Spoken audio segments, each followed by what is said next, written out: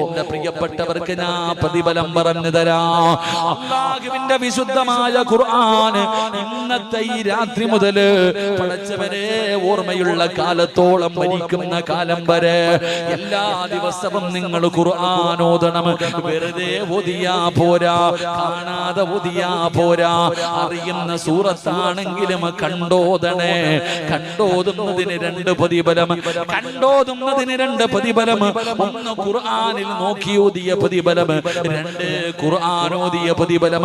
കാണാതെ ഓതിയ ഖുർആൻ ഓതിയ പ്രതിഫലം മാത്രമേ ഉള്ളൂ. അതുകൊണ്ട് എന്റെ പ്രിയപ്പെട്ടവരോട് പറയുകയാ, ഇന്നു മുതൽ പടച്ചവനെ 114 അധ്യായമുണ്ട്. അല്ലാഹുവിന്റെ വിശുദ്ധമായ ഖുർആനിൽ 114 അധ്യായങ്ങളുണ്ട്. ഈ 114 അധ്യായങ്ങളിൽ ഏത് സൂറത്ത് ഓതണമെന്ന് നീ തീരുമാനിച്ചോ?